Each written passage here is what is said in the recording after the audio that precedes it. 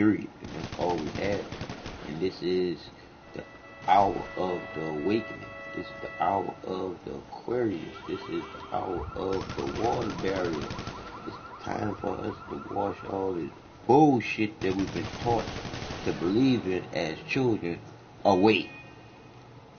We gotta stop the madness of us being mad, teaching our children bullshit, because we was taught bullshit as children.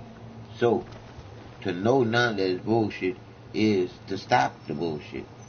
And to stop the bullshit is to tell the truth about that shit. So, I want y'all to check this out right fast. I just want you to listen. Let's go. Soul of life. You've been bamboozled. All that stuff is a fairy tale. To believe in hell means you have to believe in Santa Claus. I don't care how you cut it. Hell is an imaginary place. Come on, Pastor. And I was taught that if anything that does not have an explanation must be imagined. So that's why you can talk about a hell that you don't know nobody went through. For a billion years, ain't nobody ever came back and told you that they were hot. For a billion years, ain't nobody ever came back and told you that they up in yonder swinging around in a choir. Pastor, tell it, and I got your back.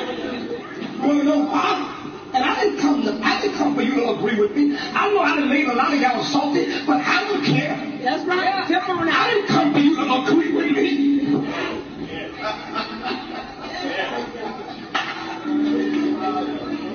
Come on.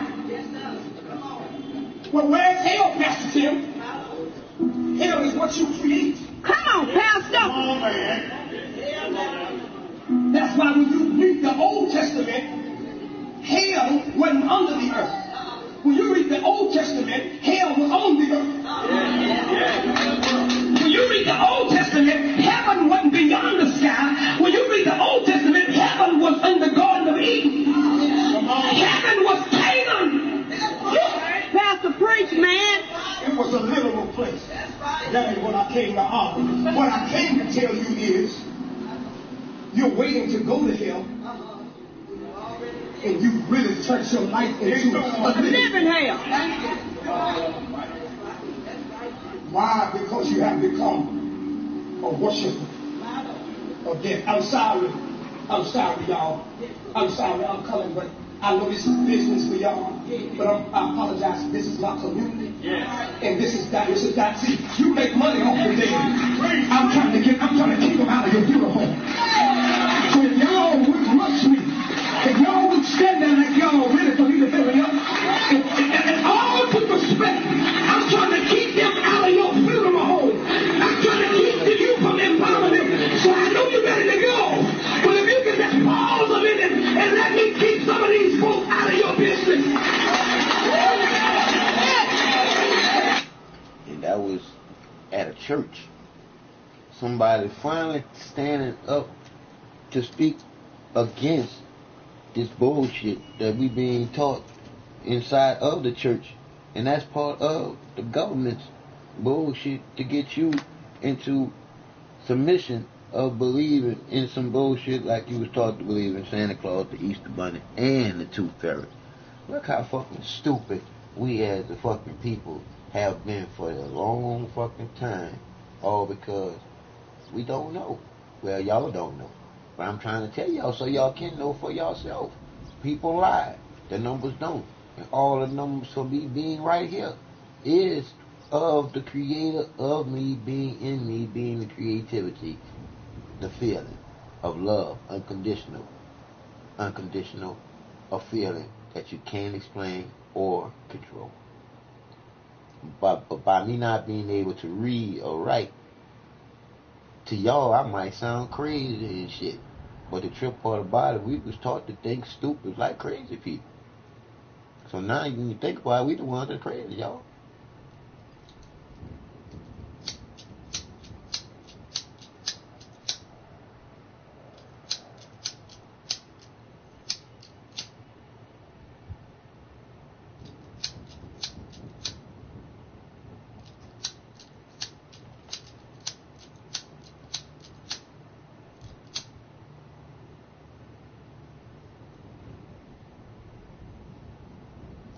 Gotta come together, people.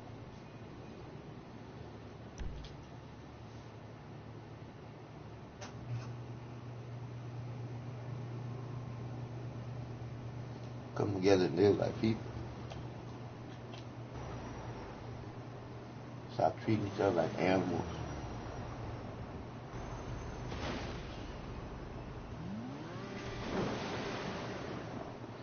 Just saying, it is what it is. Love is the key to eternal life. All the rest of this is some bullshit when we fight. It's the bullshit that is what it is.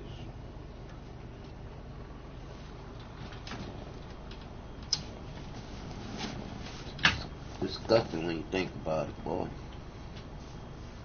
We got people who did this shit. So I got another one I want y'all to hear. Here go the other one.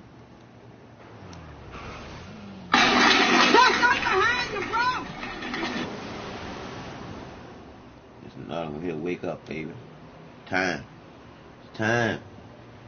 It's time to put the bullshit aside, because you know that it's bullshit. And you just died. And because I love y'all, I'm going to tell y'all the truth whether y'all receive it or not.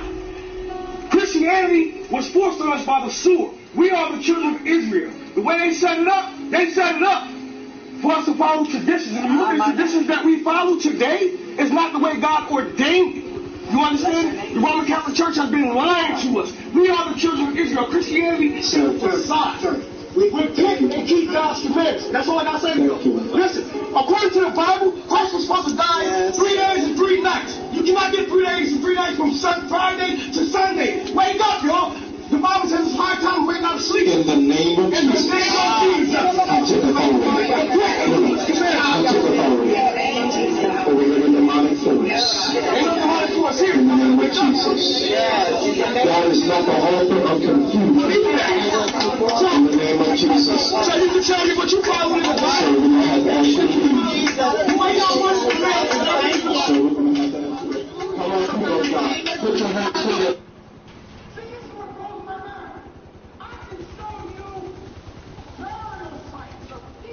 Take back 8, 9, 10,000 years. I can't show you one burial site of one person mentioned in the Bible. Not just Jesus, none of them. We can't find David's burial site. You can't find Ezekiel's burial site, Jeremiah's burial site, Daniel's burial site, Matthew, Mark, Luke, John, none of them. The Bible says that they don't know Moses was buried. I'll tell you why. Because there was no Moses. Church, and look, Christ said whatever house you go into, that they don't receive your word, keep the dust on your feet. Glory to the Father. And the wisdom, listen to what I'm trying to tell you. Glory to the Father. Go to the Creator. Y'all keep saying go to the Father, go to the Creator, because the Creator neither man nor woman, black nor white. That God and that Jesus bullshit gives y'all a fucking father in the sky, taking the father out the house.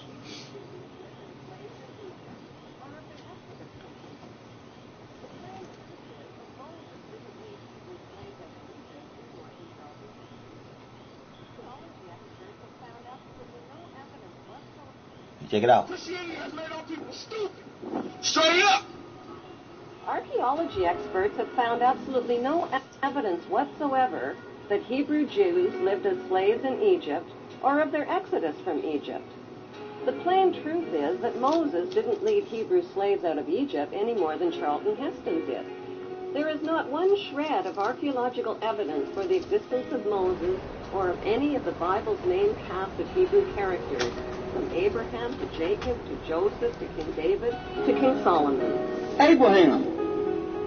No direct archaeological evidence according to Time, December 18, 1995. Isaac. No direct archaeological evidence according to Time, December 18, 1995. Jacob. No direct archaeological evidence. Joseph. No direct archaeological evidence. Period of the Exodus. No direct archaeological evidence. Moses. No direct archaeological evidence. There is, however, plenty of evidence for the existence of Egyptian pharaohs who these biblical characters are based on. The Bible's Old Testament has carefully covered up the connection between the Egyptian pharaohs and the Hebrew patriarchs by mixing up historical facts with myths and legends. Many religious people find this scripture impossible to receive. It's from Galatians 4:24. It's talking about Abraham. Now, if you don't know who Abraham is, he is at the very top of the bloodline of Jesus. So Jesus comes directly from the bloodline and genealogy of Abraham. All right, so let's look into it and see what it says. 24 says, these things serve as illustrations, for the women represent two covenants. Illustration means a picture illustrating a book or newspaper. The synonym says visual aid, okay? Image. Allegory, a story, a poem, or picture that can be interpreted to reveal a hidden meaning, typically a moral or political one. The synonyms are parable, analogy, metaphor, symbol or symbolism, emblem. You will have people saying an allegory can be a real story, but look up examples of allegories. All of them are fictional. Look up examples of allegories in literature. All of them are fictional. In fact, an allegory is a story that requires a narrative, okay, with symbolism to teach you a different story. It is not true at all. Those who say be careful which version or translation you read, I'm going to read pretty much every one of them. New International Version says these things are being taken figuratively. New Living Translation says these two women serve as illustration. English Standard Version says, now this may be interpreted allegorically. Berean Study Bible says these things serve as illustration. Berean Literal Bible says which things are allegorized. New American Standard Bible, this is allegorically speaking. King James Bible, which things are an allegory. Holman Christian Standard Bible, these things are illustrations. International Standard Version, this being said as an allegory. Net Bible, these things may be treated as an allegory. New Heart English Bible, these things contain an allegory. Aramaic Bible in plain English, but these are illustrations of the two covenants. Jubilee Bible 2000, which things are an allegory. King James 2000 Bible, which things are an allegory. American King James Version, which things are an allegory. American Standard Version, which things contain an allegory. Dewey Ring's Bible, which things are said by an allegory. Darby Bible translation, which things have an allegorical sense. English Revised Versions, which things contain an allegory. Webster's Bible translations, which things are an allegory.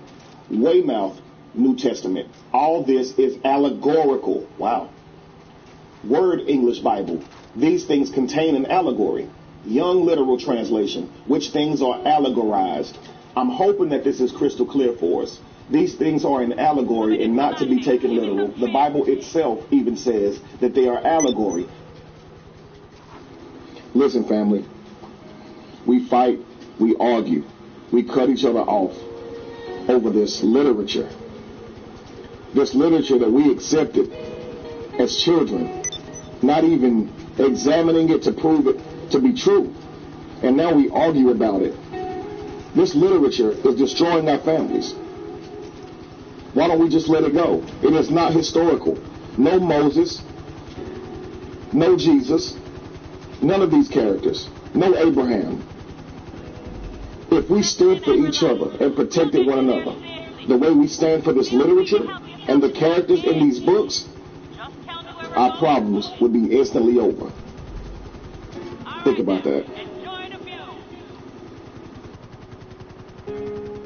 Because there's a difference between Africans and black people in America. Where they from? Where they from? Who? Oh, so he might be an African. Say that again? My mom is from Mali and my father's from Ghana, and I'm born here. Now, I got you. You was born here. Do you see him as your brother? If he was, as your little brother? If he was born here? No, we ain't dealing with ifs. He already told you where he from. Where you from? Mali and Ghana. He from Mali and Ghana. Beautiful, smart young brother. Is this your people? No. Not if he's an African. If he's an African. Come on, brother. Whoa. Why am I not? See, now do you see the danger in that teaching, brother? That is called a rise between us. That's not uniting us. That's pushing us apart. You come from Hamites. Y'all come from Africans. We come from Shemites. So even though we got similar skin tone, it don't make us the same people. But also, before I told you I was African, we made a connection. And right before that connection, after I told you African, that connection just broke between me and you. We still dealing with the same connection that we had, which was knowledge. We wasn't connecting as far as you being this. I said you was a very intelligent brother. Now, after I found that you was African, did I say you was intelligent or unintelligent? Intelligent, but not your brother. And also, you said we all us black people need to become one. And if we all become one, that means us too. Cause listen, if I bring my brother, this is my little brother. If I bring my brother with me to the cookout, can he get in with me?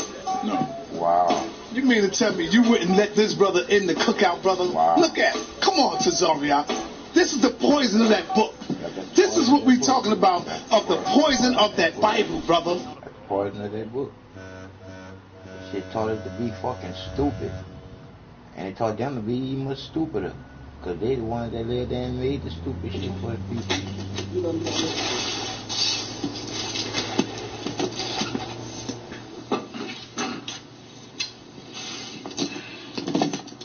Turn the lights on.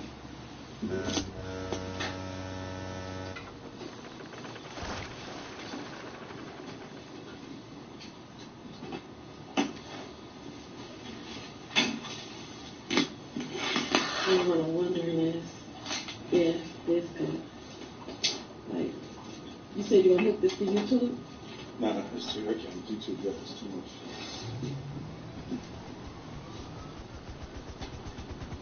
You do it live. Well, what if I do a video? Can you do a video and put that on YouTube? Yeah. All right, we're about to get this thing started in a little bit. This is something that has been near and dear to my heart for years and years, for about 40 years now. So we're just getting this stuff together. I'd appreciate it if you share this with your friends. You know my motto. Share this with your friends. Share this with your followers. Because I really want to respond to this video that's going out Only one with Zach's pastor, with Kevin. And that's the one I know.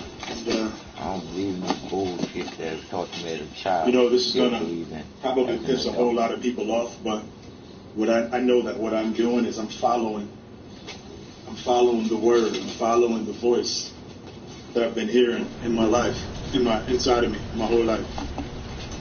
I'm following it. I'm going to do what it's instructed me to do, and it's not even something that I really want to do, and I kind of wrestle with the voice, but I've decided to just don't give a damn about what anybody else says or what anybody thinks, because people are going to talk all the time, and it's always the people who are talking that are at the bottom that know the least and that do the least that have something to say. So as a leader and as a teacher and as someone who has experienced the universe, someone who has experienced God, and someone who's done it on the religious side and someone who's done it on the side that Kevin has actually walked away from, this is going to be huge, guys.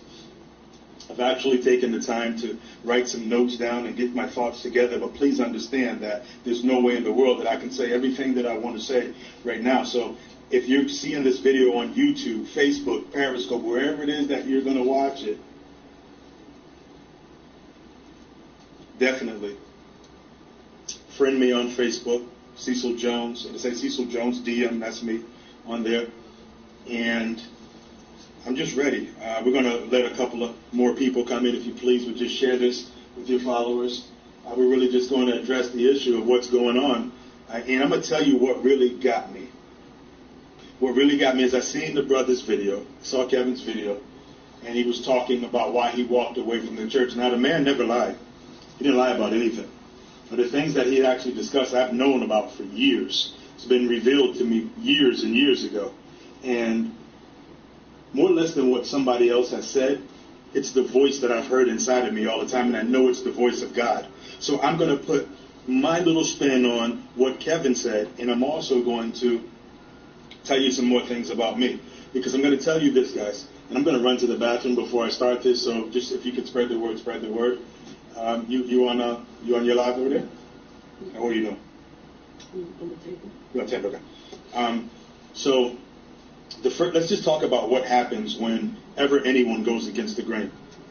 Whenever anyone goes against the grain, the first thing people try to do is call them crazy, and they try to discredit them, right? So, I was watching Kevin's video on YouTube, and if you know Kevin, you know I tried to on my computer screen, I tried to CC him in or tag him on the post, but I couldn't. If you could tag him in on this post or get his attention if you know him, I'd love for him to see this. Also for Ray Hagins also, I'd love for him to see this. Now this is going to break down and destroy a lot of you religious people. A lot of you religious people, I'm going to tell you the things that I've understood since it was introduced to me. And I'm going to tell you, when you get to a certain level mentally, and when you get to a certain level financially, and you start to hang around different people, different things are revealed to you. I just want you to know that.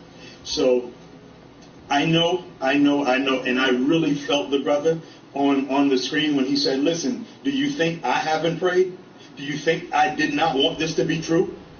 I know. Do you think I haven't wrecked my mind and studied and researched? Well, see, these are the things that I know for a fact.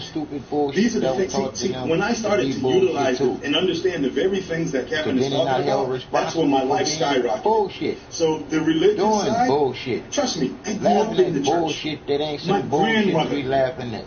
Helped build the church, was one of the praying warriors in the church where I live. My great-grandmother, I know the Bible inside and out, frontwards and back. And I'm going to tell you my story because there are things about my past. Kevin said, listen, I used to be a dancer, and I saw someone on YouTube, some older gentleman, maybe a pastor or somebody said he was, he tried to discredit Kevin because of his past. He tried to discredit him and say, well, something's wrong with him. Something in his mind's not right. Well, that's bull. That's bull because that man is talking truth. And I'm going to just try to pull up right here on my phone to see if I can find him and tag him in on this. If you can, please, listen. This is not something that I want to do. I don't want to be anybody's pastor. But I know that God has been speaking to my spirit and to my soul from the time I was a little kid. From the time I was going through things with my mother, child abuse, being taken away from my brothers and my sisters and loving them so much, but like, damn, how do I get them out of this craziness that my mother is doing? It's a special item on the Securo Serve network. More expensive than the normal stuff, but it'll more than pay for itself on sale.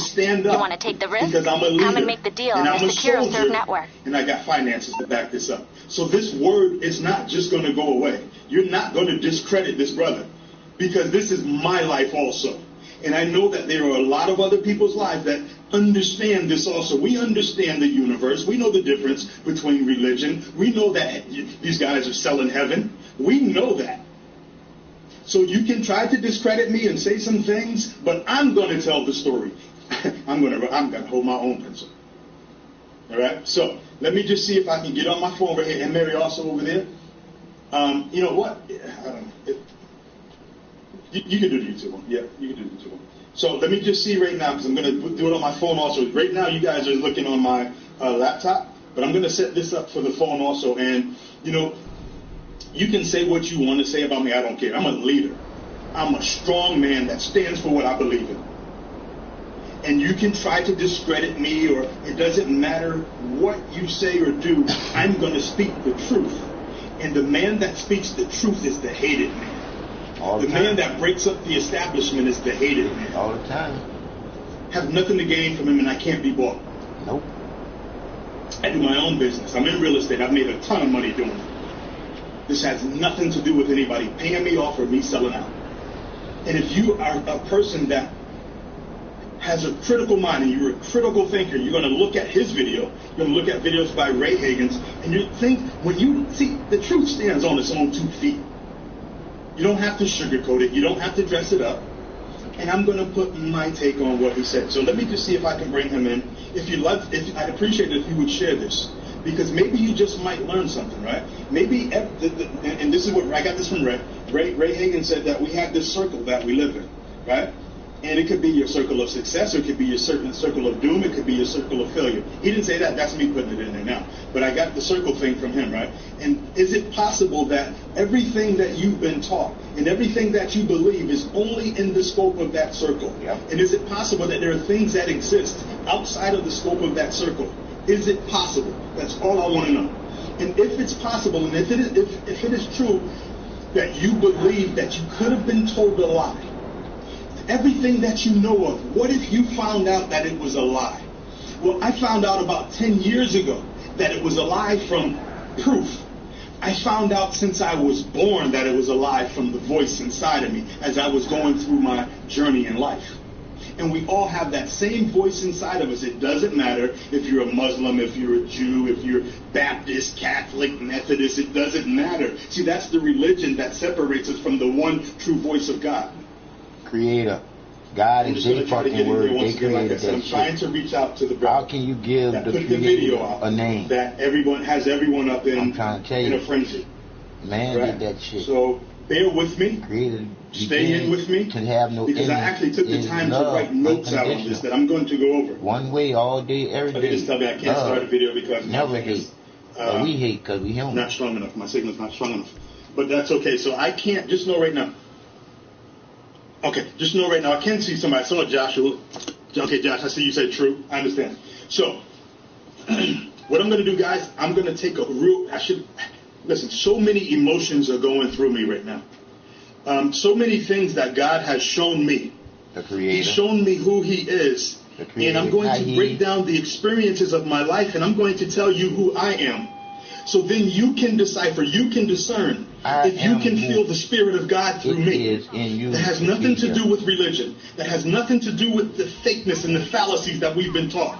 And this is for our people, man. Everybody knows the truth. Most people, I'm not saying most people know the truth, but we don't. We're running around and share this with your friends. We're running around chasing after something that's not there. And there's only one establishment that's benefiting from it. They're going to get it if and I'm just to the point right now, it's going to be shared if it needs to be shared. Because that's one thing about the truth. It's going to roll like a whale. If you're selling heaven to your people, and you know the truth, and I'm going to tell you my mentors. My mentor is Mr. Alan Schwab. My mentor is Mr. J.F. Straw. These old Jewish men that I know that God sent into my life to tell me the truth and to show me the truth. And I tell you, when I was into this religious stuff, I was straight up broke. You would never see me here. I'd be the cable guy, right? I was straight up broke. I didn't have anything going. But once I started to apply the principles of the universe, and when I started to let go of the religious stuff that was so hard for me to do, because it was instilled in me by my mother, but there was a voice inside of me that would question the things that she was telling me from 5 years old. So a lot of you are going to freak out with this, but I'm telling you that the same voice that I recognize, and I recognize it in Kevin, and I recognize it in Ray Hagen, I recognize it in Marcus Freeman, I recognize it in other people, I recognize it into the guy, Sadir, that came into my life, and I had to say to myself, everyone I've got some movie memorabilia for you. Old reels of a Richard's Majestic picture that were never meant to see the light of day. You know what I mean? I'd warehouse them quick, or they'll end up on Bleeder. What else? The eggs. We used to get our eggs from the community center. So to be able to come from there on welfare, where I've been a victim of child abuse, I've been sent away, put away, called crazy, damn near raped. I mean, to come back now and understand that the voice that I just heard and the sincerity that I heard from that brother Kevin, it's the same voice that I identify inside of me that's taken me through some things that you would not believe. And I've known for a long time now, and I've actually taken this to pastors before. I've taken it to bishops because I was their consultant for finances. I was giving them money. They were telling me the truth. I know the real truth. And I couldn't really speak about it to people because the people that I see, when I was broke, I couldn't run around with my broke friends saying stuff like this because it would never go nowhere. So as I started to climb up the economic ladder, I started getting around different people, and I look at their life. And I look at the life, and then I get around different, I started going to different churches, and I just started to see different things. And it was a different mentality.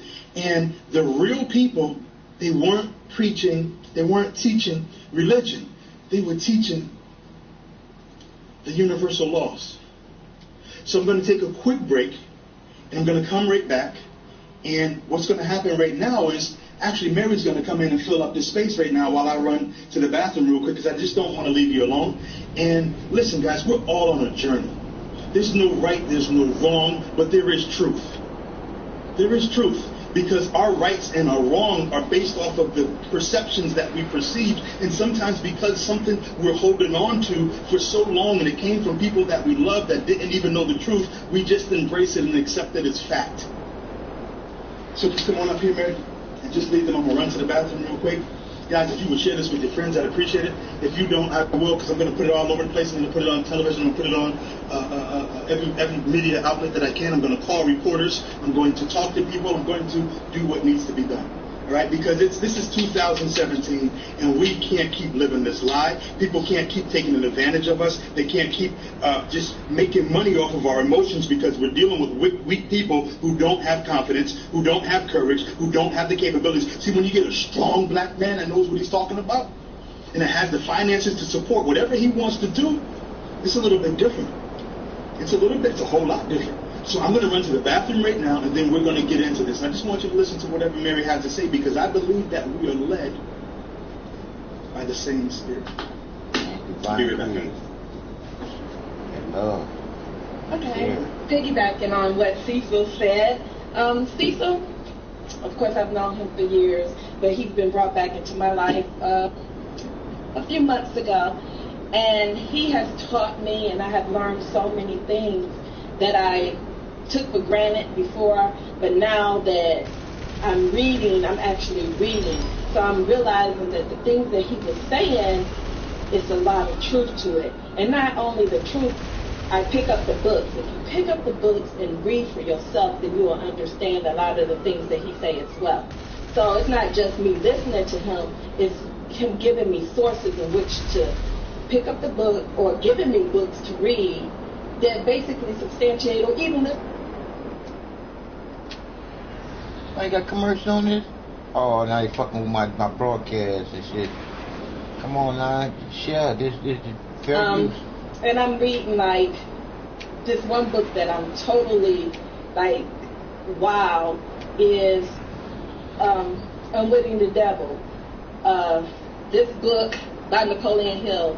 This book has totally blown me away, because it has, one of the things it teach you is that the devil is in our own mind. Because we've been put, the fear of devil, I said a statement one day in front of Cecil. I was like, you know what, that ain't nothing but the devil. He was like, Mary, he was like, there is no devil. He said, what is the devil to you? And because I've heard about the devil so much growing up, well, you know, you're going to go to hell if you do this, you're going to go, you know, you hear it so much, so when you sit there and you're like, well, the devil to me is, you know, he said there is no hell. There is no hell. And I picked up this book, Unwitting, by Napoleon Hill, and as I read it, it's like, wow, it's resonating big time, because you're thinking, because we fear a certain thing, that fear that we have stop us from accomplishing a lot of things. So we taught that from as children, and we're just growing up with the same fears. We fear poverty, we fear failure, we fear, of course, the devil, who's always key. So in saying that these things don't exist, but when I'm looking, he said there's so much negative energy. Negative. He said, don't you believe in the universal laws? And I was like, well, yeah, but if you don't apply them, then you're not going to know them. And so with the universe, the positive, what you get is what you put out. Positive attract positive, negative attract negative. And I'm seeing that on my journey as I'm going through. And like I said, these few months have been a journey, one thing after another. Because as he taught me this, or he showed me. Not only has he taught me, and he lives it. So when I started to be a little bit negative, he's like, Mary, I'm feeling that negative energy. And I'm like, oh, wow. And I sapped it up real quick. And that way, I'm feeling better about myself in a lot of areas, as well as, you know, you can listen to somebody, but when they practice and what they preach, it's a total different story. So anyway, here's Cecil back. All right, thanks, guys. I just want to start this. I went to the bathroom, and I appreciate if you just share this. I just want to lead this off. I get excited because I'm passionate about the things that I've learned in life. And I just want to preface this by saying I'm not here to offend anyone. You see, what I just did when I walked out into the bathroom, I said, remember, I tell you this is my prayer every day. Lord, tell me what to do and I'll do it. Tell me what to say and I'll say it. Tell me where to go. Thank you for calling. A driver's on the way. So when I went into the bathroom, I just did a quick meditation. And I don't want my personal feelings about the things that I've witnessed through religion to reflect through what I'm about to do right now. You're going to hear some things, and, you know, this can't all be put out there today in one lump. But what I have done is I've assembled a team of people that I believe share the same beliefs that we have. And some of you are going to be very, very religious, right? And this is how you know the difference between religion and true connection to God. Because God is love, number one, right? And if you get to the point where you're going to tell me that I'm the devil, that doesn't exist, right? Or I'm an atheist, or I'm crazy, I lost my mind. That right there just shows me that you're not intelligent enough to have dialogue with people who have opinions that are outside of yours. But what I'm going to be talking about is not just an opinion. I'm going to talk to you and share my life. Because there's a voice that's been inside of me since I was a little kid. And I've been through so many ups and downs in my life and so much adversity, just like you. And so when this brother gets up on there, the pastor, you guys seen it, ex-pastor, walks away from the church, says the Bible's not real. And when I saw that the other day, I said, well, somebody else is putting the truth out. Somebody else is putting the truth out. And I listened to him. So I said, okay, let me listen to him with a critical ear, critical mind. Watch with a critical eye. And the very things that he said were things that I learned and am still learning through my journey.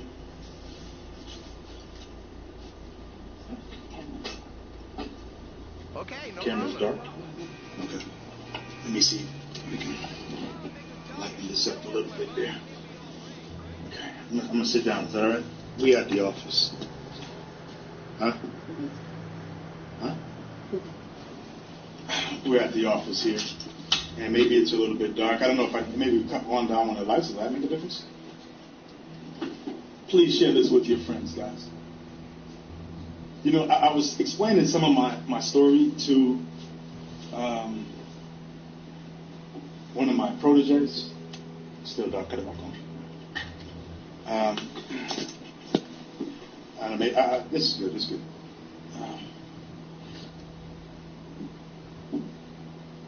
Lose the blinds behind me? Okay. We're going to let the blinds down. All right. That's what Marcus there, always got my back, always looking out for me, right?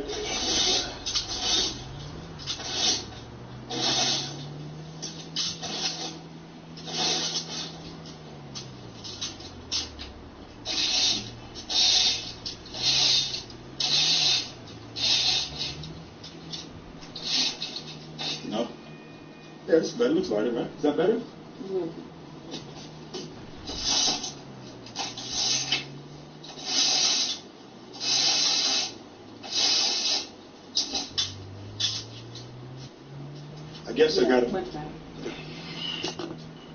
I I guess I got to really hurry up to become a billionaire, because I think once I hit billionaire status, I don't have to pull the shades down when the camera crew sees that the light in here, right?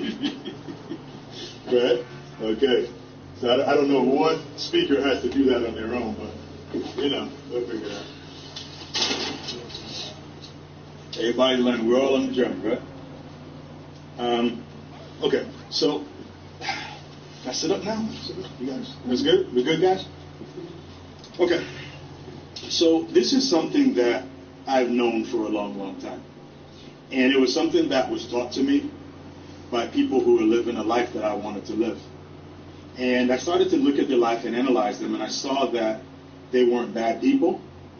See, there's a difference, guys. People think that if you don't believe in Jesus, that you don't believe in God.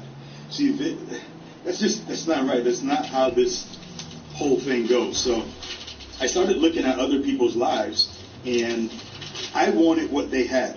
I wanted happiness. I wanted prosperity. I wanted abundance. I wanted to live the good life. I wanted to be able to take care of my family. And the people that I was surrounded around in my projects, no one was doing that. All they were doing was complaining about things and sending out all types of negative energy to the universe. So I say all this to say that I'm not here to talk bad about anyone else's religion. I don't think I'm better than anyone else, and I don't think I know everything. I'm on a journey just like everyone else is, but I do know, even though I don't know every single scripture because I rebelled from that, but I do know that from the time I've been 5 years old, I remember the same voice speaking to me. The same voice is the voice that leads me, that's led me to Detroit, that's led me to every single place that I go and I have success. It's only when I follow that voice. So I'm prefacing that by saying, when I listen to that young man on his video, ex-pastor says he's leaving the church. When I listened to him speak, I heard the same voice that I've heard since I was 5 years old. The same voice that told me what's going on in these churches is not the way that I am. And I also, just let you know, I grew up in the church household. I grew up with my mother being in church and eventually becoming ordained. So I am not someone that you should just discredit because I don't have the title of bishop or prophetess, because I can even tell you stories about people like that I have mentored, because, when you start making some money, people start to seek you out and you really start to see who they really are and what they're really doing. That's another story though, okay? Today we're talking about Kevin, why I'm supporting him, and my story. Because the first thing that people are going to try to do is discredit you. I told you, when I saw his video, I saw another person saying, basically, well, he was a stripper. Okay, we already knew that, though. What does that have to do with the truth? Oh, he's out of his mind. No, he's not, because he's telling the truth that you probably already know. And then to let you know who I got whose philosophy that I believe in. Once again, it's up to every single one of us to discern what's real and what's not.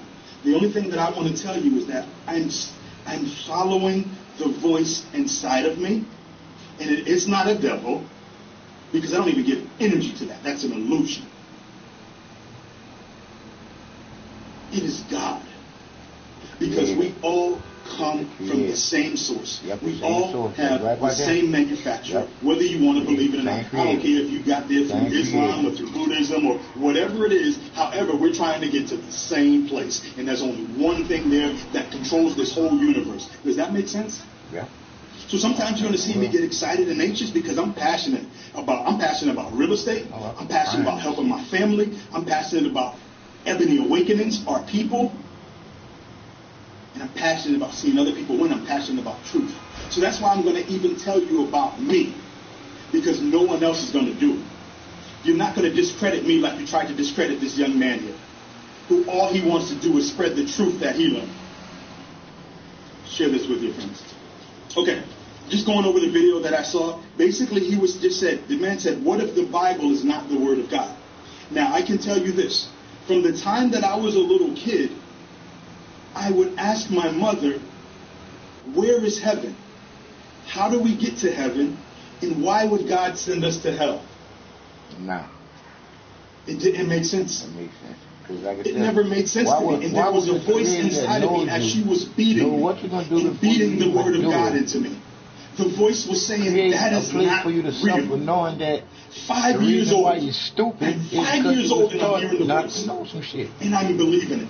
So what if the word is not? Now, once again, we have this circle that every one of us have. We live inside of this, and the way that we think is based off of the perception of things that we see, the environment that we live in, and the things that are taught to from the parents, from the grandparents, right? And so many times we've gotten into these things, myself included.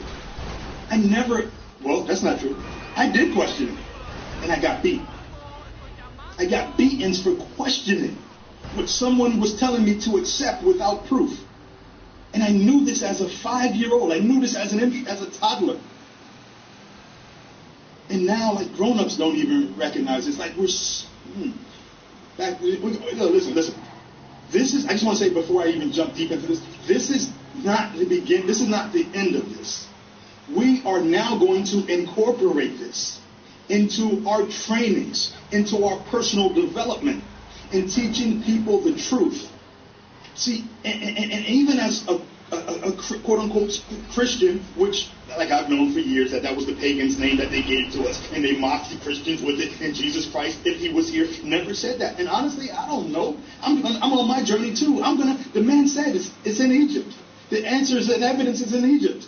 I'm going to go to Egypt, and I want to see it for myself, because some of the stuff I'm learning about, just be real, 1,000% authentic, I'm learning about, but the voice is confirming it. The voice is confirming it, and that's what I base this off of. The voice of God. Because no one knows it all. So don't let somebody behind a pulpit tell you what's right for your life, having you living in fear.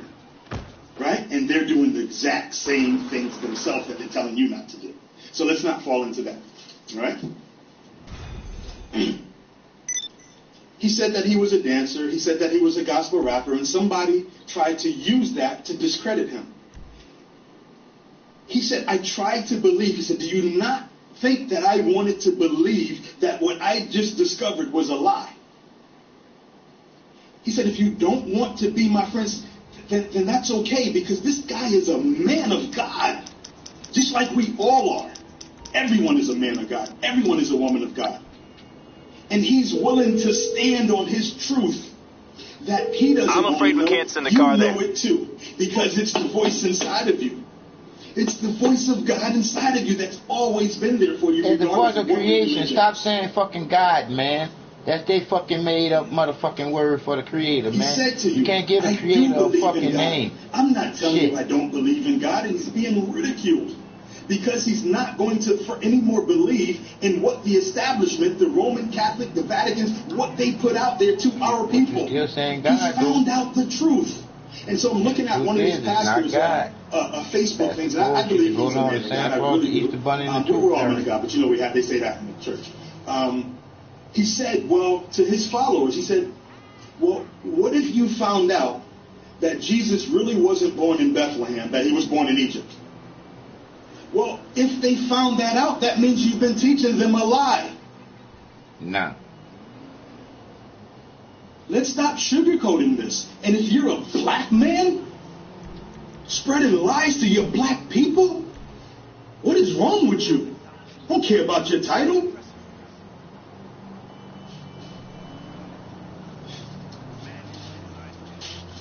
Why would you want to deceive your people? Listen, I've studied under Dr. Miles Monroe, who talks about kingdom citizenship, who talks about the difference between religion, who says that these ministers don't have it right. And I believe that's why they murdered him. That wasn't no accident with him dying in the car. He was bringing this new regime, and he was making it happen. This man was a man of wealth. This man was a man of prosperity. This man was a man of vision and wisdom.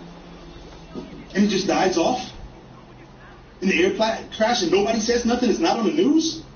Come on, people. He was bringing the truth, and now I'm going to stand up and put myself in a position where somebody might kill me. We all are. But I can't sit here anymore watching somebody else discredit a man that's telling the truth that I believe in, that comes from our God. Ain't really that. So I'm going to stand with that brother. I've already reached out to him on Facebook, sent him a PM to call me. I've given him my number. I've reached out to Ray Hagen to call me because I want to be a part of what they're doing, and I'm willing to put up $1 million for this. And I can believe you, dog. And my friends that I've spoken to are willing to do it too. Yeah, y'all know the movement is real. So are we going to keep lying to people, pastors and ministers and bishops and prophetesses that can see all of these other things, but they couldn't see this happening? Are we going to keep lying to our people? What's going to happen? They're going to be talking about me in the church. They're going to be talking about Kevin in the church. They're going to be talking about Ray in the church. This is what they do. Instead of talking about telling the truth about where our people come from, about the lie that this all happened 6,000 years ago, when the evidence clearly states that these sphinxes were built up there 18,000, 20,000 years ago. Man, I got so much to tell you guys. I can't get into everything right there. But if you follow me on Facebook. I'm going to set up a whole nother organization that really puts the word of truth out. You can believe it or you can't. All I can tell you is this before I go further. When I believed it the other way, that what religion was, they pound you with religion and scare you and fear and all that stuff. When I was living that, I stayed broke. But God is a God of abundance. Why would I stay broke? And why do most of the people that are teaching this stay broke? Why? How are they taking you somewhere? Like Dr. Miles Monroe said, these preachers, there's the key. They got the keys and there's many mansions and that's what you believe. But you don't even have the right key. You don't know which one. So you're standing there and your people are dying in the lobby, waiting on you to figure it out, waiting on you to tell the truth.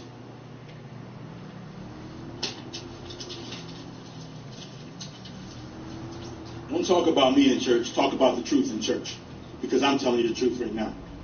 You can ostracize me. You can talk about my past. But guess what? I'm going to tell it myself right now.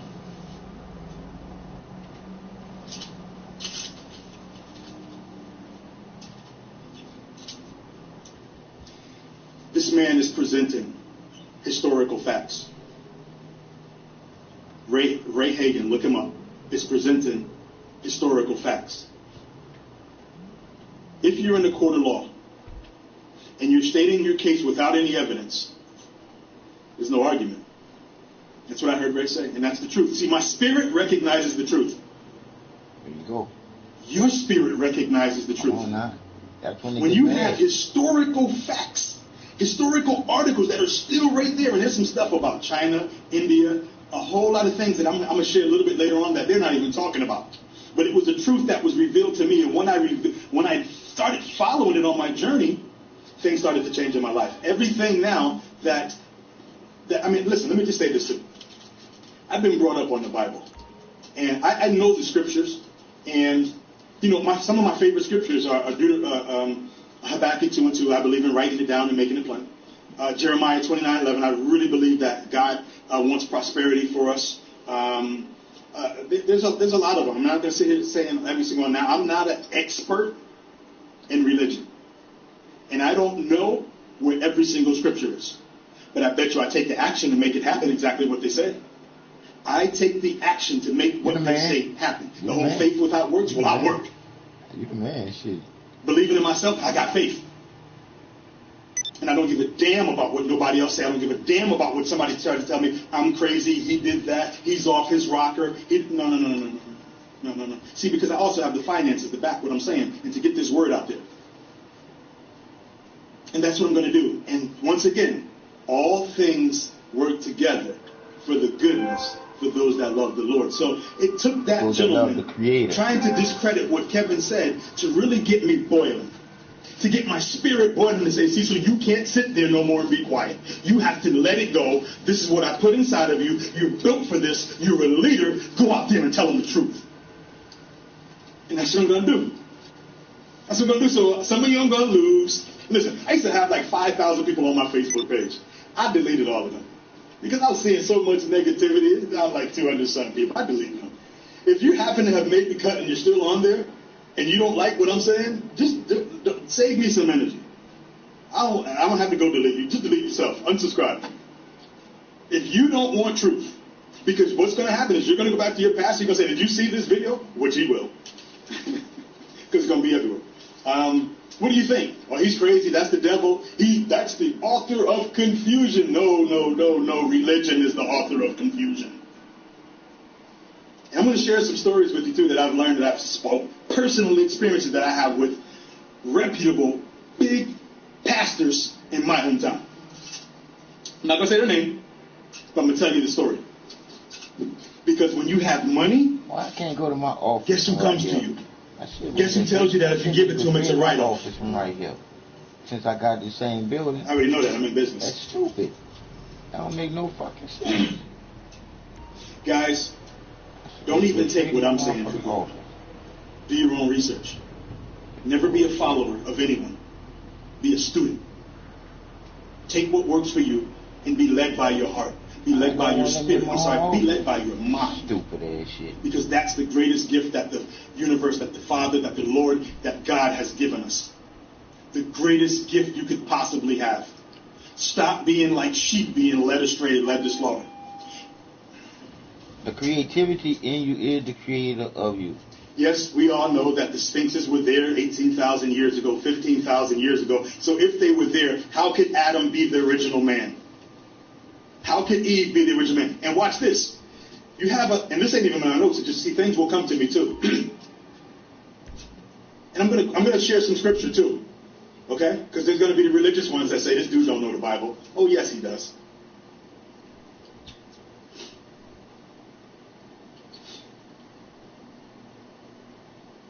To me, God is love. God is love. If you believe in the Bible, there's things I believe in the Bible. I'm not saying I don't believe the Bible. I believe that there are things in there that are true. Now, this whole thing about learning about none of the characters being real, I'm on that journey. I'm going to Egypt. And if anybody wants to come with me, you raise your hands and come to Egypt with me and let's verify.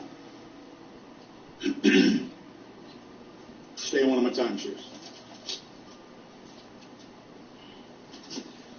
If there are artifacts and relics that predate what we were told that the beginning of the world was, anywhere from 6,000 to 7,000 years ago, right? And if it was all dark and void, why are the Sphinxes there that are there from 8,000 years before that? We got to stop selling heaven, and we got to start teaching truth. I'm going to say it again. We got to stop selling heaven, and we got to start teaching telling truth. the fucking truth. And that's going to be taught as you tell it. Father, lead me. Ain't no father. Yes, the whole thing about the Council of Nicaea is real. It's documented. Do your research. I'm not going to sit here and explain everything at this particular thing because I'd be here all night long and I still have other things to do. I want you to know that I'm coming from the spirit of abundance and I'm coming from the spirit of truth. I prayed about this and I meditated about this, and the Spirit woke me up this morning and told me to reach out to that brother Kevin because he's being ridiculed, and to let him know that there are strong brothers that know the truth also and will stand behind you. I've already talked with people in my group, and I'm talking with people with some money also. So if you want to come out on the seminar set with us, Kevin, you want to come on out with us, we're ready to back this. We're ready to spread the truth.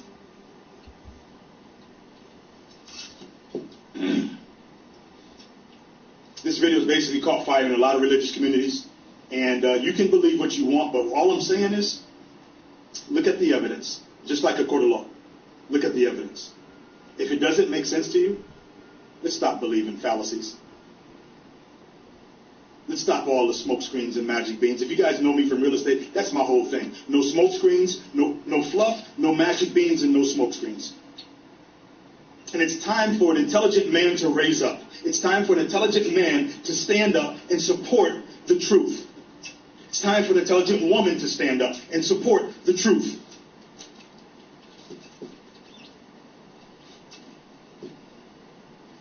I know for a fact, regardless of what anybody says or thinks, that the voice of God is inside of me.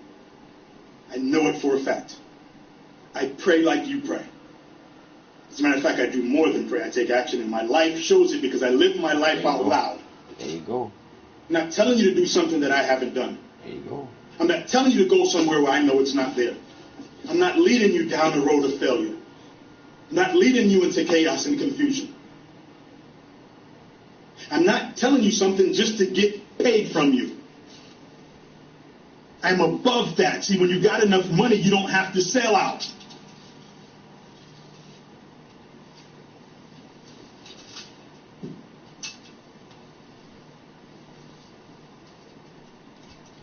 This is the same voice of truth that I've heard since I was 5 years old that told me when your mother was beating you and abusing, this is not right. This is not who I am. The same thing when I sit there and I watch prophetesses and bishops, because I have money, pull their pants down and offer me themselves.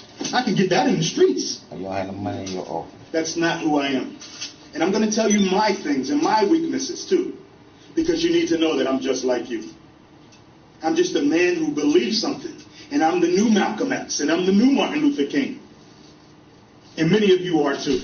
Many of you want truth. Many of you know that I will show you how to make the money to take care of your family, to have time to sit down to discover the truth. To have time to go to Egypt, to have money to do the things that somebody else is only telling you to pray for, but keep giving it to them. You know, it's going to be a clash in here. This is about to be a real war here. And you know, you can turn the Bible around and talk about this is the spiritual warfare. No, it's not. What you're doing is the spiritual warfare. What you're doing is deceiving people. And if you're a black man or a black woman doing this, if you're a black woman preaching it, we can go to the Bible that says you shouldn't even be talking. If the Bible's real, if the characters are real, how can it be one way over here and another way over there? If God is the same today, tomorrow, and forevermore. Real talk? This real talk, guys? Reveal your truth in speaking. Yes, way better. Thank you. I'm going to ruffle some feathers, guys, but I'm not afraid to ruffle some feathers because I've never been the average guy.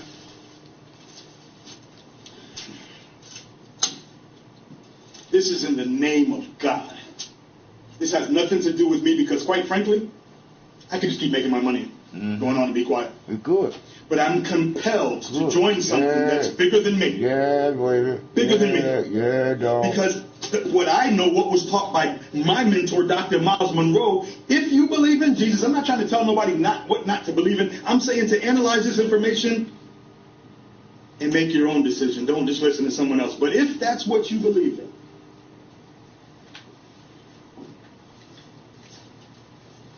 do your own research. Do your own research. I've known this truth for over 40 years now. The truth that, you know, I kind of find that it's the people with the least economically that are clustered in one little segment of the neighborhood that all believe the same thing and all have the same results. But I've been blessed and fortunate to live in one of the wealthiest areas in Orlando, and the people that are succeeding, loving God, having great times with their family, enjoying their health, enjoying their wealth, prospering, abundance, giving back in a way that it doesn't hurt them, we all know the same thing. Choice is yours.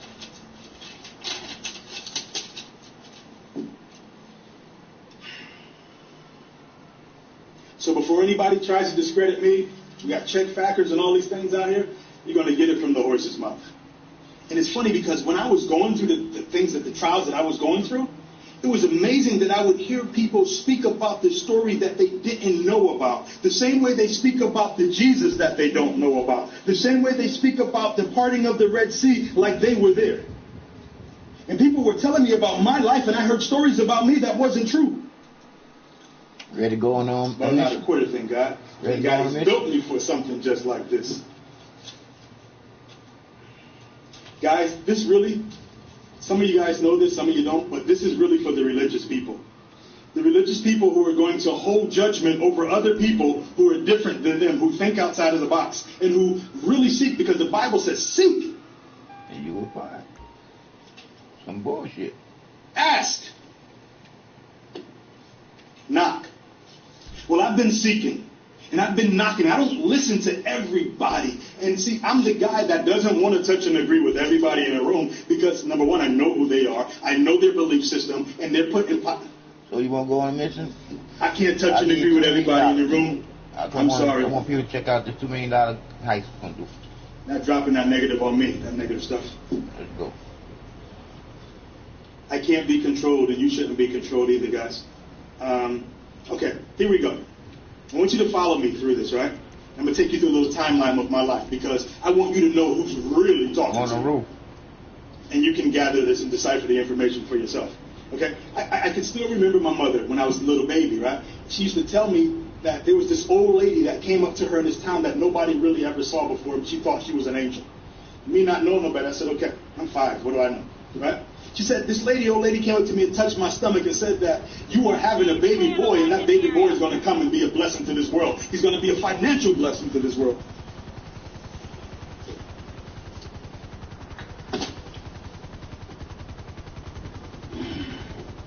Settle in and relax. We'll get you there safely. One little snippet. Right? Let's fast forward a little bit. She told me that the lady told her to nurture me and to protect me from the world. Well, if you know my story, it's going to be in the new book. She actually happened to be the person that did the opposite, and she abused me. Wow. And I believe now, once again, I used to be mad at her. I'm not mad anymore because I really believe that all things come together for the good. So I'm not going to say it was the devil this, the devil that, because now I'm putting out all that negative come together energy, for the good, dog. Which I understand just brings back more and it perpetuates the same things that I say that I don't want. So I don't do that. So if all things come together for the good, then my mother's assignment was to do what she did to build my strength and character for a day like today. And she didn't nurture me, guys. So I had this mental abuse going on. And let me tell you this. This is the hardest thing in the world for me to share with you. That the person that I love the most in this world some deliberate, but I really want to take it to a mission. Is the person that abused me. I'm not saying this to you got to understand, I'm not trying to down my mother because the average person, oh, well, he's talking about his mother on Facebook. No, I'm not. I'm sharing my story. And I'm saying that I love my mother. And I'm saying that my mother has a house waiting for her to move in with no mortgage on it. Share this with your friends, please. If you believe in what I'm saying, share this with your friends. Call your pastor. Pastor so-and-so, pastor offering, get on the phone. Get on the Facebook. This crazy dude is talking. Is he crazy, pastor?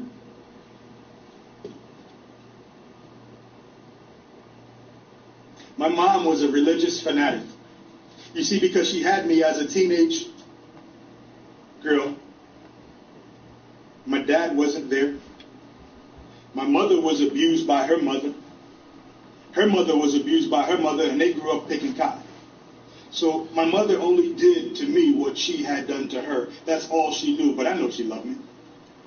I know that she loved me.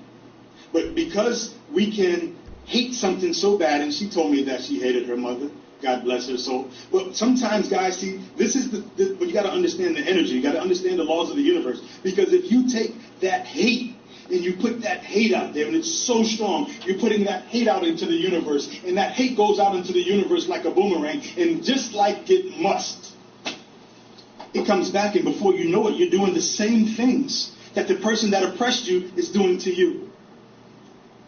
And I don't want that to happen to anybody else. So I was being beaten in the name of Jesus, but there's a voice inside of me that kept saying, don't give up. This is not who I am. And I recognized that voice from a 5-year-old. Some religious people might not understand this.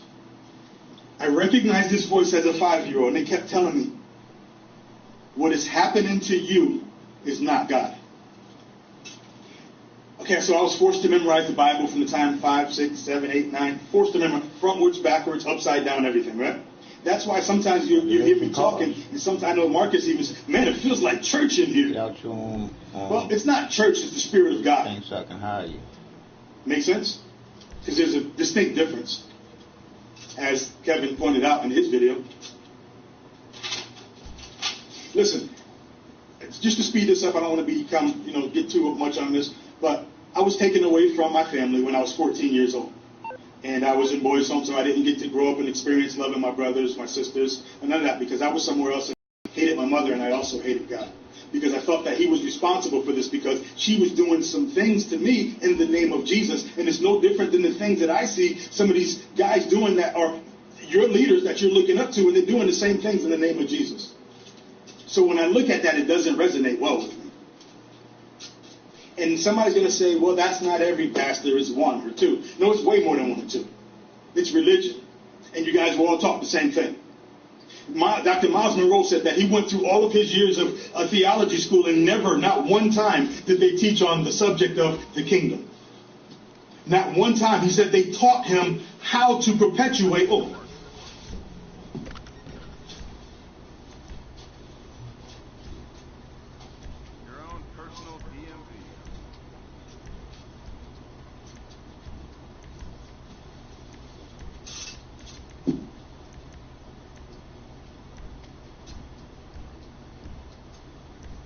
So we're going to fast forward this a little bit. I went into the military. I was in the Marine Corps. I went over to Okinawa, Japan. I met Mary there. I met a lot of other people there. I met some other pastors there that prophesied some things to me and basically told me, I knew for a long time what my assignment was. I knew that the message that I would teach would be of the church, but not inside the church, of God, but not inside the church. So it's totally separate than religion. That was revealed to me years ago. But it was also revealed that you're the one the church will come to. So the guys who are leading people down the road to a lie, you guys who are leading people down the road to a lie, you can always stop. You can always start telling the truth. Let it be known to your minister, to your people, to your following that Kevin is not lying. Let it be known. Let it be known that Jesus was not born in Bethlehem, if that's what you believe in. How could it be?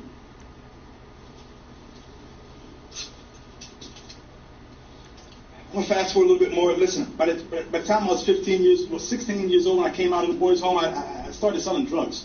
I didn't have any money. We was on welfare. I had real food stamps. And I wasn't that good at it, and I got robbed in the beginning by the neighborhood guy. And, but fast forward a little bit after that, even when I was doing wrong, I still heard the voice of God. I still heard it. So that just goes to show me that I didn't need to walk into somebody's house to repent, to put money in their plate so that they can raise my self-esteem and sell heaven to me. Even when I was doing wrong, because we're all connected to the source, we all have the same manufacturer.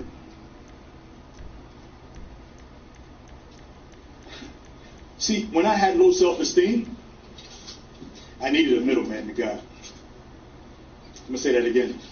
When I had low self-esteem, I needed a middleman to God. Once again, if you choose to discredit or believe what you want to believe going forward, do that. But I'm going to tell you, when I did that, my life was different. When I came over to the other side, everything changed. And the first thing someone's going to try to tell you, you sold your soul to the devil. Bull. Anything to discredit you, that's why I'm going to tell my story.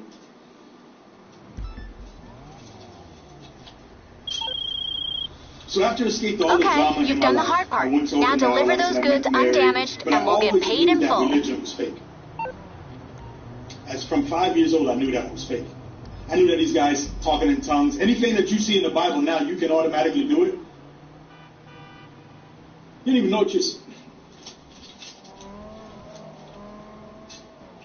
Okay, this is not about anything else but revealing the truth, so let me check myself and keep that in there. Well, yeah, I'm going to turn this call. I always knew that religion was fake. Something told me that this image of this white God was not who people said they were. 5 years old. As I started to listen to more of Ray Hagding's videos, he confirmed the things that the voice said in my life. So once again, if God is the same today, tomorrow, and forevermore, how can he say, Ray said this, why is he saying different things to different people about the same thing? Why is this God saying different things in Matthew, Luke, John, and it's inspired by God, but he's the same God all the time? Who is this benefiting? Who's causing the confusion? I see some people jumping off, right? It's expected. It's expected. They wouldn't get on the boat with, if Noah was real, I don't know. They wouldn't get on the boat, right? They wouldn't get on it. So I know you'd jump off. Guys, let me just say this before I get into my story. Oftentimes, bad things happen to good people, right? Bad things happen to good people, and the only way that you're going to come up out of that is if you don't quit and if you really search for a higher power. We really have to get to the point where we're talking directly to our source and following the voice, because it's never, ever going to mislead us.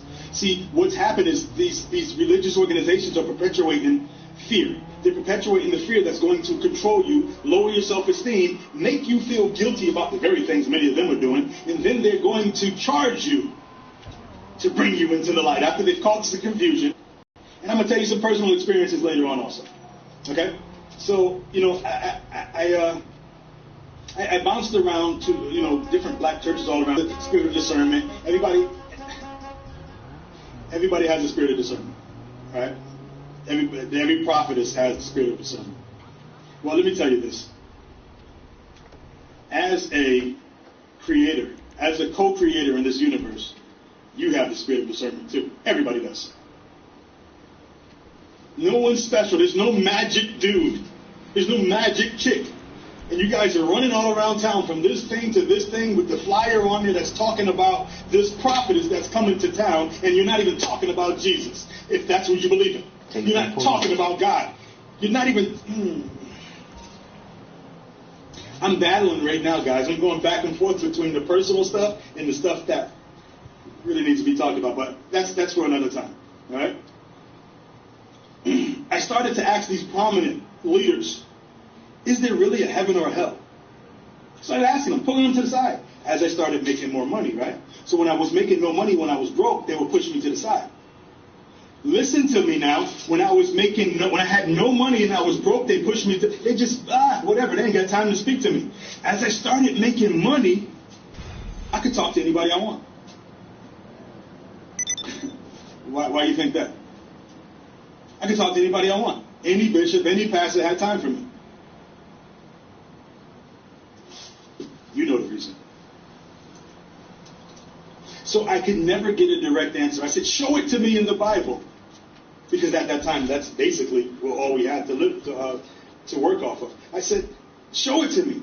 And he would never show it to me. I can remember another one that when I was going through a divorce, and my ex-wife called up my pastor, who, she was going into a different faith, and I was going into a different faith, and we were drifting apart. But I found out that once he found out that there was confusion in my household, he didn't have anything to say anymore. He let us separate.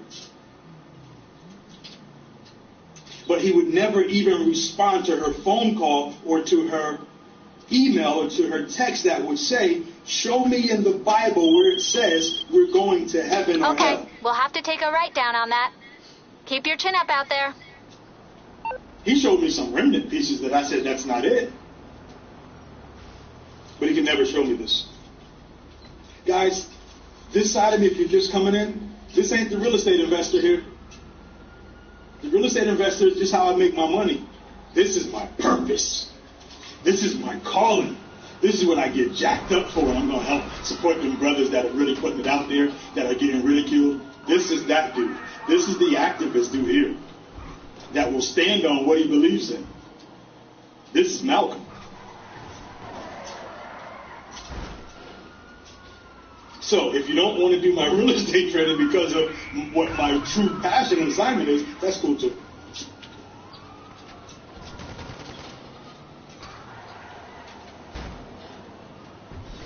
There came a time, I actually got to a point when these guys knew, because I was on radio. You got to understand, I was a radio personality, right? So I was getting recruited by pastors. And I felt like it was like I was in the NBA draft or something. And these guys are coming and calling me and taking me out to lunch because they want the guy with the money in the church. Because at the end of the day, you can pray all you want, but somebody's got to write a check. Council of Nicaea, that's right, Alfred. Oh, absolutely. See, people out there know. And it's funny because it's the babes of Christ that you guys call it. The babes of Christ that you're taking advantage of and taking control of and selling these fallacies to. But even more than that, forget about Christ stuff. I don't care if it's Christ or Allah or a head of lettuce. That don't matter. What matters to me as a black man is that you're a black man or a black woman and you're doing it to your own people for money. For the very same thing that you tell us is the root of all evil, money is the root of all evil, and it doesn't say that. So you don't want to get in serious trouble, huh? Evil, now you're conditioning people to leave it with understand and believe that it doesn't have to stay in their pocket. Get rid of it. Give it to us because it's better to give than to receive. Better to give than to receive. But that's not even what the original text says. The original context says that it's better to be in a position to give. So that means somebody's got to have some money. At the end of the day, somebody follow me. Somebody's got to write a check.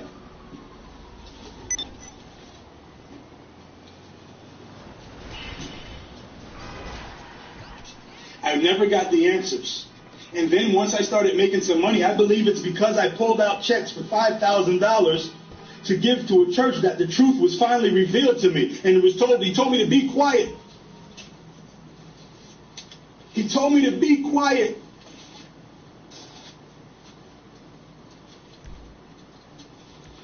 Because I was messing up their hustle if I say something. I was messing up their hustle. See, because they're selling heaven.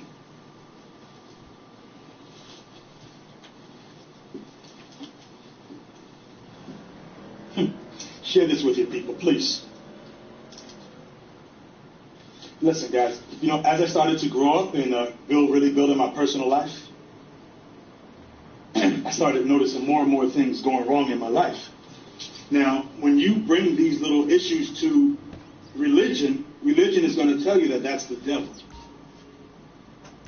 But how could it be the devil if all things, and it's your book, all things work together for the good?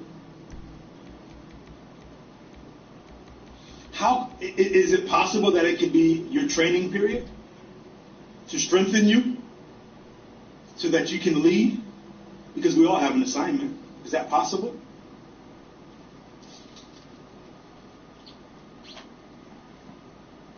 At the end of the day, I've always wanted to help my people come up.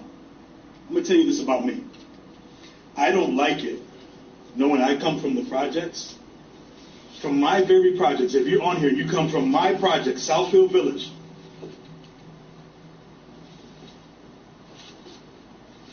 Remember when I said, let's go to go to Egypt? It kills me to know that people in my project can't get on a plane and go with me. I care about my people. The information that was given to me by billionaires had to be God directing them to my path. So now I got some information that I can share with other people that will transform their life. And I've taken this to some certain pastors, bishops, to share this information with them so that I could teach it to their church. And they didn't want me to do it. Because if I would have done it and they would have came in, they would have started to become capable. They would be able to make money on their own. They would be able to take care of their families. They'd be able to get the best medical help. They'd be able to get the best psychiatrists or psychologists that they can go get real qualified help from. Instead of going to the person that figures out your business and plays on your emotions to get your money. Why wouldn't a person want something that I'm showing the checks, I'm showing that it's real? Why wouldn't they want their flock to know that? Started making me think. Are they happy with the people being bound so that they only come to them? Could they possibly be happy? I'm like, no, that can't be. That can't be. So I'm talking from my personal experience. No one can discredit my personal experience. I'm not telling you what I heard or what I thought. I'm telling you what has happened. So as I'm going, my confidence is building and building and building and building. So I get into this thing. I'm on the radio now. We're going out to about 1 million people. I have people calling in. We're selling real estate courses. I'm making a fortune.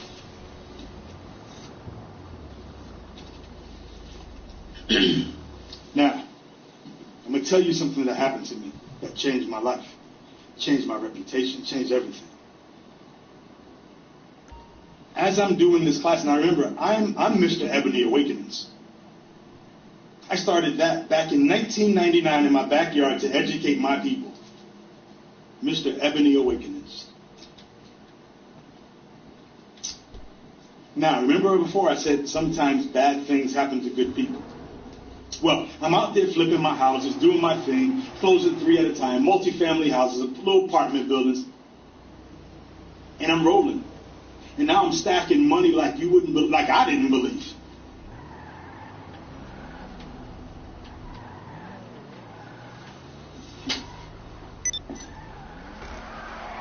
I get a phone call one day on the radio from a lady that, we used to do the real estate back and forth on the radio, and it's myself and a partner who's no longer with me. And she came out to a real estate class that we were doing. And she signed up for it. That's when I first started making money in real estate. And what was happening at the time was 2005, I believe. And this is 2005, 2006. This is when, remember, the market was going crazy back then. And then what happened is when it started to tank, the mortgage company started going out of business. So I'm dealing with a mortgage broker who tells me, and the lady has 700 plus credit. She's going to buy 2 of my multifamily apartment buildings. And I'm teaching her and I'm coaching her, and she says, I want to do this for my family. I want to leave a legacy for my grands. So I said, okay, I'm all about that. That's what Mr. Ebony Awakenings is all about. So at that time, everything is going under. So when she submitted her loan application, the loan broker who's in my building comes back to me and says, Cecil, something's going on. The bank's saying that they're not going to accept anybody. I'm like, okay. He goes, don't worry, though. Now, remember, I'm just getting in the game back then. I'm just getting my feet wet in the game. So he says, okay, this shouldn't be no problem. In 2 weeks or so, this should all be over. So I said, okay, cool. So I'm keeping the lady informed. So 2 weeks passed, and we're trying to close the deal, and they said, you know what? Another bank went under. Another bank went under. Another bank went under. And finally he says to us, she's not going to be able to get these properties unless she has, they went like 40% down. Well, you can't get 40%. Stop putting 40% down on houses that are worth $400,000. So what I did, because I knew the creative stuff that I learned from a guru, and Marcus, this is why I tell you, don't do the subject to stuff, to be careful. Here's the answer. Here's the reason. So we do a creative deal. See, and back where I'm from in Connecticut, we deal with attorneys. So I had an attorney that taught me how to buy 3 houses at a time. And he said he put them down that we lived in every house, so we didn't have to put no money down. Back in 2006, if you had good credit, you didn't have to put no money down.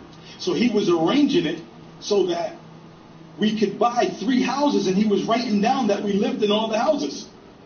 I'm like, well, if my attorney's saying to do it, it's cool. Like, that's what you pay an attorney for. I want to go to my other phone so I can call his own. Well, we were doing it, so we had a relationship already. I'd been doing deals with him for maybe about 3 years, 4 years already. We go to the one day. So when we get to this deal, I learned another strategy of real estate. And this was basically putting them in land contracts and creating the option, and I would make the person the beneficiary and I would be the trustee on it. Well, we set all of this up. She brought in a deposit. I said, listen, we're going to set this up as a lease to own, and we're going to back it up with a land trust that you'll be the beneficiary. So when the bank comes back around, you're going to get the money from this deal. Now, anybody that knows, I'm going to tell you this right now. Let me preface this. I've never stolen anything a day in my life. Never. I went into the military, served my country, always giving back, putting together events, holding Ebony Awakenings events. And this is something that was built to crush my character if I quit. So here we go. So we have the attorneys go through it. We tell the lady, listen, we're going to take $24,000. We're going to put $12,000 on each house. And here's the paperwork. Here's the lease option. Here's the option. All this is going to be recorded by the attorney. And once the banks come back around, because the broker's telling me it's going to be in about a month or 60 days, I said, okay. Well, I get a call from the Attorney General 3, 4, 5 months down the line. And I know that if you have an attorney, you don't speak directly to the popo or anything like that, right? So I call my attorney and I say, hey, Bill, I've got a call from an Attorney General inspector, and he says to give him a call. Do you know what that's about? He said it has to do with the properties that you closed on for us. He goes, yeah, I'll take care of that. Don't worry about it. So I hung up the phone and I didn't worry about it. Now we went on to purchase another business. We had the catering company, Stratford, Connecticut, Legals Caterers. I'm the first black to do it. Everybody in the area knows now that myself and my partner, that we own this building now. We own this business now. So we have people in the community coming to us, people with the city coming to us and doing business, and we have contracts lined up for like 6 months or a year's worth of work with them. Now, before this whole thing happens, this pastor's always in my ear. Always in my ear.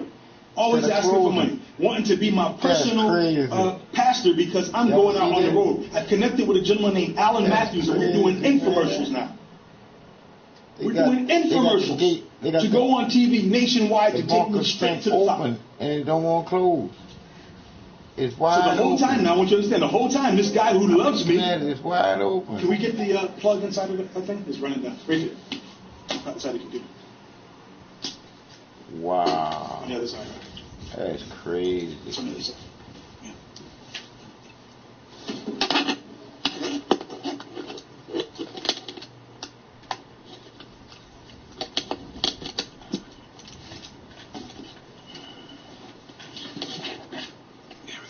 Okay, there we go. Just had to put the plug back in.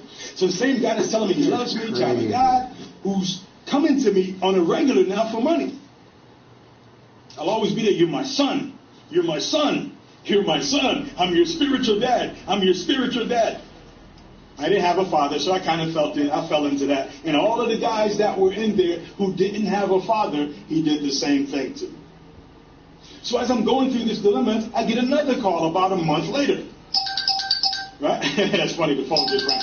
I get another call about a month later, and it's the Attorney General's inspector again. And he's telling me, hey, give me a call. We're calling on such and such and such.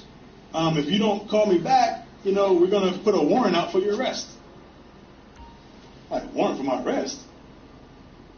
What's this about? I pick up the phone because I have some money, and I'm calling my attorney. Hey, Bill, what's going on? Such and such happened. He's telling me that if I don't come and talk to him, that they're going to put a warrant out for my arrest. The attorney says, Cecil, I'm sorry. I didn't get that taken care of last time. I got it. I'm going to call him right now. You don't have to worry about this. I said, okay, cool. Well, I get another call about 2 months later. Believe me, you do not want to make this handover face to face. Tells me that I have a warrant for my arrest. That I need to come to the station. Call up my attorney again. Hey, Bill, they say I got a warrant for my arrest. Okay, I'm going to call him. Just go down there and get it taken care of, and you're not going to have to worry about nothing. So I'm believing my attorney.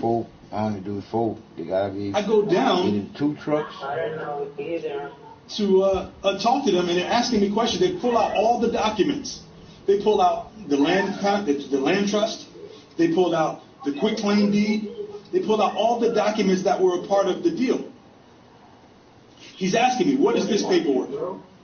I'm telling him, this is such and such and such and such. This is why we do this. This is why we do this. I'm telling him all this stuff. They interview me. I'm answering every question. I'm not watching anything. So, after their investigation, the inspector, who happens to be Hispanic, looks at me and says, listen, I've been doing this job for 18 years. And every question I've asked you, you've answered. You've never blinked. And you knew what it was. And once we did the background, they didn't even know what the trust was. They had to bring in an expert. So he says to me, well, if all of this is true, he goes, do you know what this is? And he put some paper out, and I look at the paper. And he says, I said, that's the deed. He goes, what's supposed to happen to the deed? I said, it's supposed to be recorded. He goes, well, why didn't you record it? I said, well, it wasn't my job to record it. It's the attorney's job. I'm paying an attorney. It's an attorney state. There is no title company. The attorneys represent. The guy says to me, I've been doing this for 18 years and I know a liar. He says, you look me straight in my face every single time you talk to me, you tell me what's going on. He said, I know that you're not lying. But when he went to explain it to the Attorney General, the only thing she was interested in was getting a notch under her belt. So they pressed charges against me and they arrested me. Even though they knew that the attorney was supposed to record the paperwork, they arrested me. They said, now he says, well, listen, this is what we're going to do. Because you're in Bridgeport. We don't want to damage your name because I know what you're doing. So what we want you to do is go to this other city up in Rocky Hill. And they're just going to book you there and let you right out. And I'm going to talk to the Attorney General to help you get off of this. Okay. I talked to Bill. He says, okay, that's I see him. Well, what they did is they arrested me, even though I went up to the court that they told me to go to, the little precinct they told me to go to. They put it in the newspaper in my hometown. Now, the Christian religious world starts spreading that I'd scammed an old lady. The Christian community world, they never knew what happened. The pastor stopped taking my calls, and everybody separated themselves from me. So now I'm going through a trial for the next 2 to 3 years. Luckily, I got some money, because this takes more than just praying. Coming in for landing. Give it a spin. I have to hire 2 of the best attorneys in the state, submit my evidence, and now I'm going to court because I'm ready to go to trial. I talked to one, I said I'm going to start off with a public defender. That's right, I started off with a public defender because my real estate attorney can't represent me in here because it's now a criminal case. This is how the system does. This is how the religious system does. A system is a system that's designed to keep you... This is why if you don't have money, guys, this is why I talk about you got to have some money in your pocket. You got to think like a bank, because if I didn't have money, guess what would have happened to me? They offered me 10 years for something I didn't do. So I explained this to the prosecutor. I'm sorry, to the attorney. I ended up firing an attorney who told me that I should negotiate and take 7 years. Look at that. So after he's seen my whole story, now what I didn't understand is that the attorneys all, just like the police. Yep. I didn't know this. The attorneys will all stand together and they're going to defend themselves. They're lies. So I got an outside attorney who lived in New York who actually taught me the real estate game. And I told her what happened. She looked at my case and she said, they bamboozled you. They're making you the fall guy on this case. I said, I want to sue the city. She said, let me tell you something. I wouldn't even take this case because there's no way in the world that another attorney is going to come in and prosecute this other attorney for your black ass. Ain't that a bitch? So even though I had money, I was still a nigga, right? Still a nigga. I just a nigga with some money. So it quickly showed me that no matter how much good I wanted to do, that there's always somebody to let you know who you are. It quickly turned back to the same people that told me how great I was, and they were there. The very people who worked for the city and had all the contracts for my catering business they canceled the doggone appointments, made us lose all of our money over there and said, well, because you're going through some legal stuff, we think it's best that we don't do our events there, that we go to the Holiday Inn. I wasn't going to come out of my section, but I'll come out. Okay, that's cool. I said, so you're not even going to ask me anything, right? You're just going to take what you heard in the news. And then I find out this dude who wanted me to teach him how to do real estate investing, and I wouldn't bring him in because he didn't know what he said he knew. He's the one passing around the newspaper articles, emailing them to other people. And somebody who happened to be a real friend told me who it was. And it just happened to be a guy that was under one of these bishops that I had a personal one-on-one with and told him what I wanted to do and how to do it. And he said, shit. Just like that, smoking a cigarette in the office. Shit, we ain't doing that. I ain't teaching them how to come up. Personal experience about religion. Share this with your friends. So I hired 2 of the top attorneys, and we actually got to the point where they were going to dismiss the case. So I come in the day of the trial. They were going to do the dismissal. My attorneys already spoke to the prosecutor, and they were like, you know what, we're going to dismiss this. They really wanted me, though. Here I am, a black man, early 30s, rising up, over $1 million, $2.4 million worth of properties. About 100,000 equity in every single one of them. But I didn't know that if you don't put them in a trust, everybody can see what you have. That's why I tell you to operate in trusts. So we go there to the trial, and they pull my record one more time before. My attorney comes back and says, what the hell is going on? I said, well, he says, they're pulling the offer back because you have a charge on your record. I said, well, what charge is that? He goes, have you been arrested before? I said, I told you that. I was arrested for fighting when I was 17 in high school. What the system said, I'm 17 years old. They said, okay, I was in high school, 11th grade, 12th grade, had a fight, got arrested in the mall, took me no time. I'm not even thinking about this at 35. They say I said, well, anyway, I tell my guy, I said, well, they nollied that, that's over. He said, well, let me tell you this. They eliminate it on the outside, so when employers go to look, it's not there. But internally, they can pull that up 20 years later, whenever they want, and use it against you. So they ended up giving me probation. Wow. But the prosecutor is still trying to push for me to have a felony on my record. Wow. My attorney's like, hell no. We're not going to do that. Because he got money. Because he got money. If he ain't had no money, he'd be in the same boat as everybody else. A bunch of third degree misdemeanors. Oh my God, I don't know how, 5 or 6 or 7. And then they gave me 3 years probation. Told me that I needed to get a job. My attorney said he's not getting a job because he's a businessman. Just like any other businessman who has a business, he's going to continue doing his business. Wow. So he stood up for me. And I had to eat it. And after I made sure that my partner got off of it. Here I go again. The guy that's always looking out for someone else. I said, I will not take that deal unless my partner gets off because she has nothing to do with this. She's never been arrested.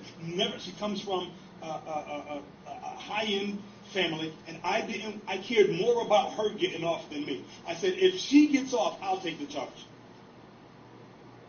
How many people do that? Not too many. How many people will turn their back on somebody else when they have an opportunity? So, I took the probation. My attorney says this is some bullshit. The prosecutor just wanted to see her win because she was going for whatever the next stage was to vote, and all she concerned about was wins. They weren't concerned about the truth.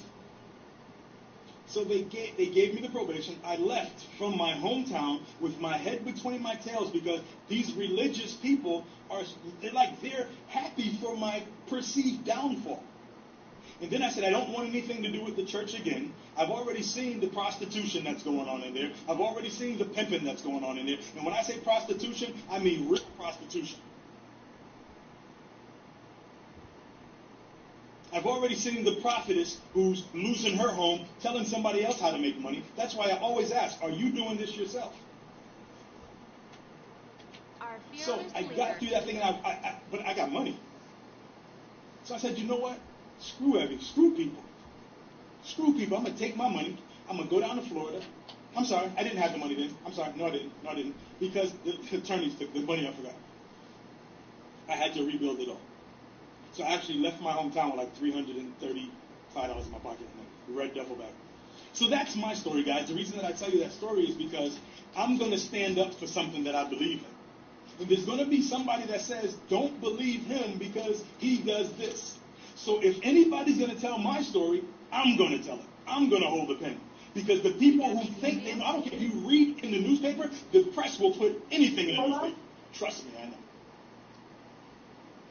That's why I don't judge people. That's why I have guys that come to me that have records that I still help because I know what they're going against. Yo.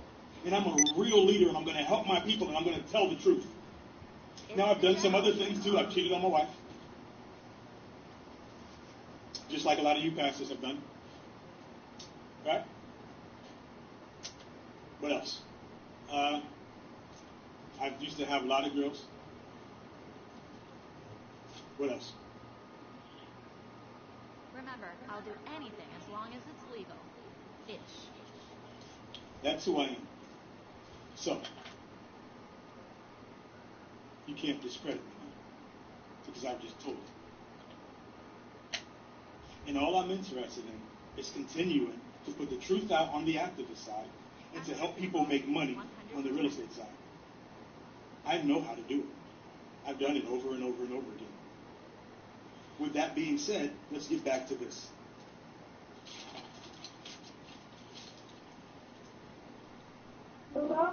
This is, even as I was going through the things I was going through, God, I just kept hearing the voice saying, hold on. That Jeremiah 29 just kept resonating with me. You don't even know the plans that I have for you. So see, I could have quit and went back to being a sheep herder, like in The Alchemist, right? But I didn't. I quit. I paused for a minute. I walked away from the game because I rebuilt my stuff, put more money, put a bunch of money in my self-directed IRA, and so I didn't have to depend on anybody else. And the people that were talking about me were all broke. They were all broken. They're all dependent upon some Jesus and believe in the people that are broke in front of them. And everybody believes that you got to suffer to get to greatness. And somebody's selling you heaven, and your confidence is low, and you're sick, and you don't know what to do, and all this stuff. And I decided to go the other way. Get your ass off this fucking game. Because I was diligent in my stand. Because I didn't give up my partner. Because I didn't do the things that, and man, I mean, I'll tell you, there's some things that went on. And because I stayed in there, I started seeing things happen, like other people getting on the bandwagon and saying, well, he did this to me, he did this to me, and they're trying to get money from me. I have people calling me saying, if you don't give, they take my class, don't do nothing, or email me, they take my class, don't do nothing, and then say, if you don't give me the money back, I saw this report on you, I'm going to say the same thing. And you know me, you're not threatening. I'm like, do what you got to do, I don't give a shit. So now I have people around here that are adding to this was crazy. And then I say something again, little kid. The people that said the monkey ass shouldn't even be on this damn game. Your mom and your dad don't give a fuck about you, or you wouldn't be on this game. This ain't no game for no fucking kids. You're a fucking kid playing an adult game as a fucking kid. How fucking stupid is that? The full story about. So I'm looking at people take an article and spread it around and twist it. By the time it gets back to me, it's twisted around so many different ways. But I'm like, well, I can get that in the streets. Why do I need to go to church to get that? Guys, these are the reasons why that I'm standing with Kevin and I'm standing with Ray Hayden. We have the finances to take this global. And I'm going to do everything in my power to attract other people. I said that your parents are stupid for giving a kid a adult game, playing as an adult, being a fucking kid. If you're a bishop, a pastor, and you know this, and you want to stop, we're going to be doing seminars, going to add it to my real estate stuff. You can come in with us, and you can tell the truth. You can join in with Kevin. Because it's not about what you're going to lose, it's about the things that God is going to give you that you're going to gain because you're keeping it real now. You're telling the truth now. Okay, so now you can't discredit me like you tried to discredit Kevin because I told it, and Kevin even told it. He said, well, I was a stripper. I did this. I did that. I'm not proud of it, but I still have love. And I want to say this, guys. Real talk right here. Listen to this. Because some of you guys are going to dispute. Where's the thing I have that verse down from that Marcus gave me? It's the verse, I think it's John. Hey, Marcus, what's that verse you gave me if you're there? About John, about what Jesus said to those guys, with everybody. Okay, here it goes. I have it. John 10:34, right? Speaking from the book that everybody believes in. And I have multiple ways because I've asked God for wisdom and understanding for myself. And this is when I ask for wisdom and understanding, I seek the truth, right? Seek ye first, right? I started to understand years ago that I was a God. When people hear that, you think you're God, you're going against this, you're the devil, blah, blah, blah. But here in John 10:34, read it, they don't correspond with each other. If I am heirs and joint heirs with Christ, Allah, if I'm heirs with